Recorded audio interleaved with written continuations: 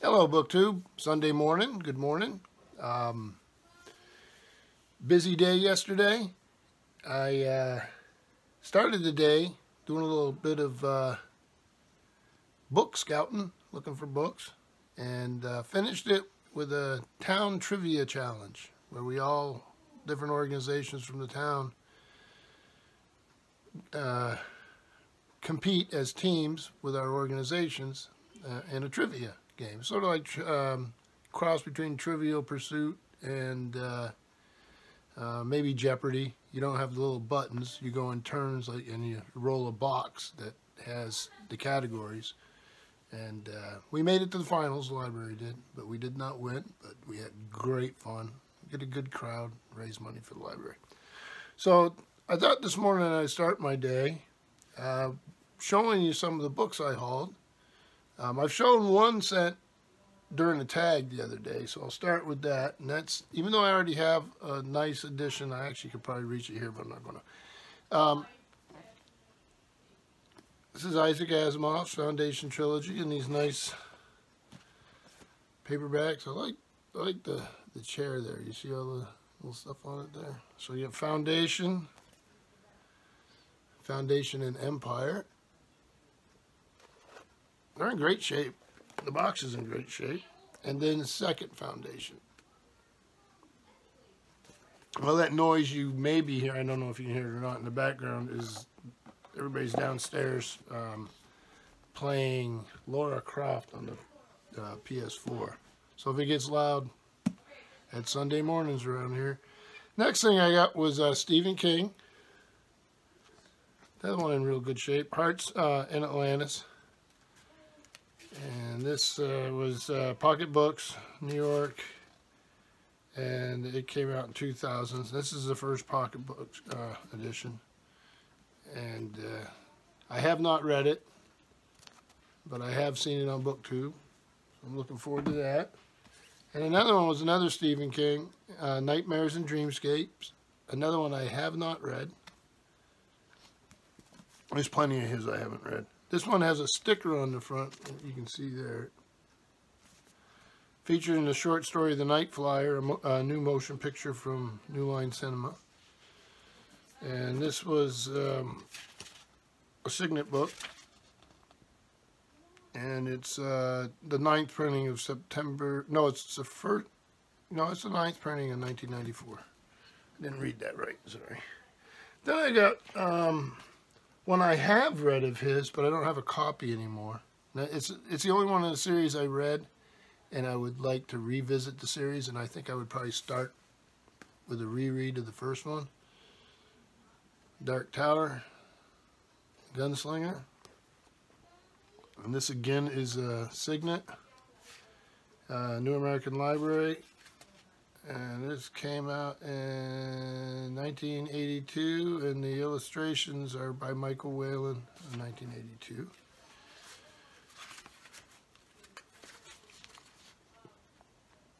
I remember enjoying this, and like I say, I'm going to give it a reread. Then something I was discussing a little bit with Todd the librarian, because he was showing his copies. I managed to pick up all I want. I used to own these, and I managed to pick them up, all 6 parts of the Green Mile.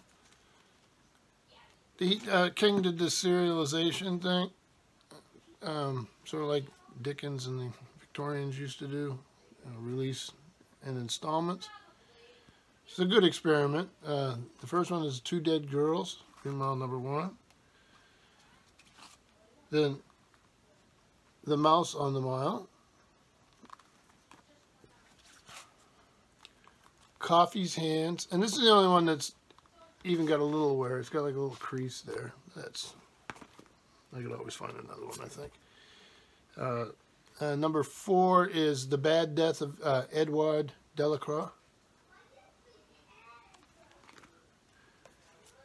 Number 5 is Night Journey. And number 6, Coffee on the Mile. So they're in good shape. Yeah, so I was pleased to get those. None of these things cost much at all. And I have one of the P.D. James I have not read, which is A Taste for Death. This does have a little creasing there. But for the price, not really worried about it. And actually looking forward to giving this one a read. So what's the dates on this? This was copyright 1986 by P.D. James. And this is a Warner Books out of New York. It looks like a second printing. And the first printing had been in October 87. Then a book I grabbed because it's in excellent condition. This is a Signet Classic, George Orwell's 1984. Really good condition. It's a commemorative edition. The interesting thing is it has a special preface by Walter Cronkite and an afterword by Eric Fromm with a revised and updated bibliography. So if you're my age, you remember Walter Cronkite well. Then I've got this series that I have seen forever. And I have never read them, and I have no idea of their quality. So if anybody out there has and knows about them, please leave a comment down below. But they're in such good shape, and I really enjoyed looking at them, the covers and all that. So they're Catherine Kurtz, and the first one is Volume 1's in the Legends of Camber of Culdee, which is Camber of Culdee. You see they're really nice shape. The second one is Saint Camber. And the third one is Camber the Heretic. So these are all Del Rey Fantasies, Valentine. You see the little symbol there, if I can put it up there. And let me see here. Number one, see some dates on these. So 1976. The cover art's by Darrell K. Sweet on all three of them, and two of them have maps by Bob Porter. See if I can show you one on the map. So these things came out in the 70s, and like I say, I've seen them forever. And the second one was 78. Here's another map. And then the third one here is, which doesn't have a map, is 81. So if anybody knows anything about them, I'd love to hear about it. Then I got one that's a little rough shape, but I don't have a copy, and I'll hold on to this until I can get a nicer copy, but I'd like to have it around. And that's this, Unfinished Tales, J.R.R. Tolkien.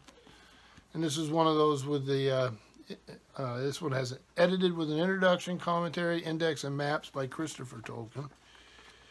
So you get a map right here on the end paper. Like I say, this thing is not in great shape, for sure. It's Houghton Mifflin Company, Boston. And this is the paperback of 1982, the first printing of that. And it's, like I say, it's a little roughed up. But I enjoy this sort of thing, so until I can find a nicer copy, this will have to do. And then going back to Stephen King, but with a hardback, this is The Girl Who Loved Tom Gordon. And for Stephen King, this is a pretty condensed little volume. It's also one that people seem to enjoy quite a bit. And this is a Scribner, and it's the first edition of 1999. So there's Stephen King with his Red Sox shirt on, and Tom Gordon pitched for the Red Sox.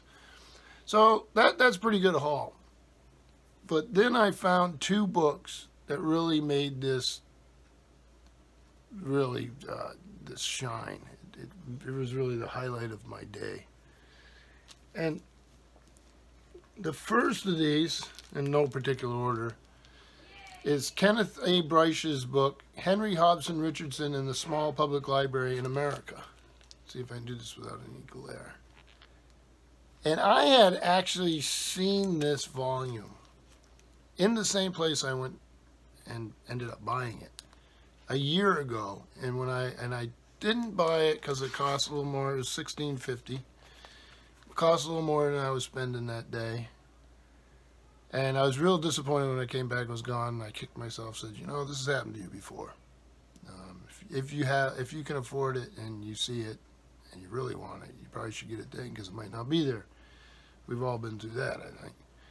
Well, it showed back up at the same place. So I don't know if they rotate their stock. I guess they must. And I was thrilled. And this time I paid the $16.50. All these books over here cost less than $1. So quite a bit more than what I was spending on other things. And this is particularly fascinating. Richardson was a legend in the building of public libraries. University, and here he is.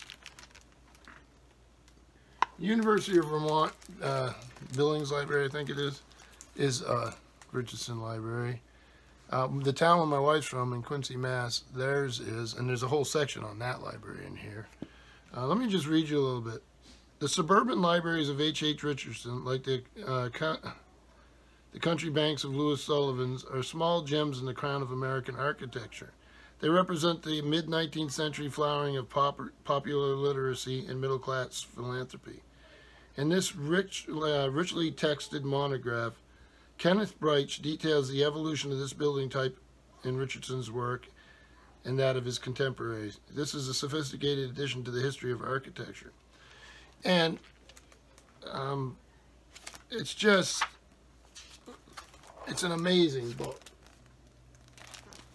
And it can really get down into the details, but I like that, because that whole movement. Which one's on this one here? Okay, here's the Peters and Burns Dayton Public Library in Dayton, Ohio, and then the photograph next to it is the reading room. Isn't that beautiful? I'd be remiss if I don't show the Quincy library my wife went.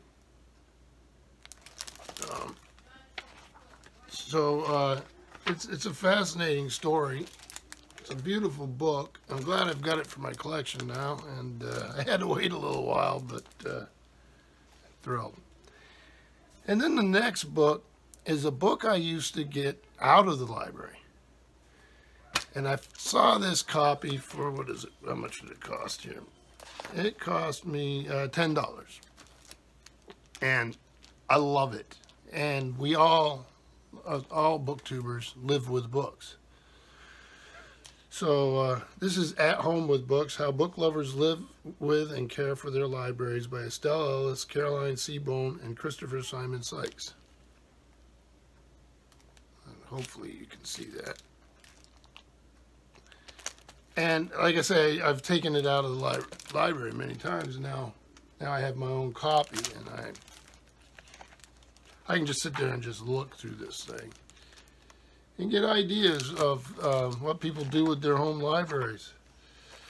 So this was Carol Southern Books out of New York, and this came out in 1995.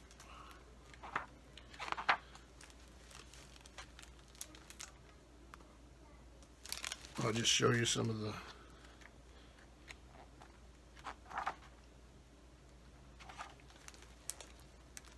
images.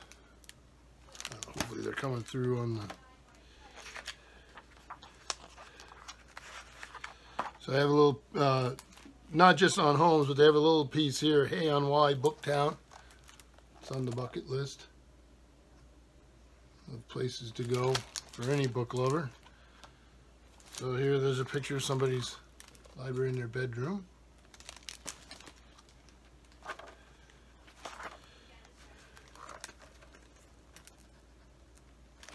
So if you really, if books make your home, this is one of those books that covers that subject that is well worth having. Here's a fierce looking gentleman. It's great, huh? Okay, Roger Rosenblatt, many of you will remember him. So, like I say, it's great fun. It's got some resources in it. It's, well, here's a picture of Keith Richards. And what I find myself doing is I'll look at the titles on, say, in this case, Keith Richards' shelves, and it'll change my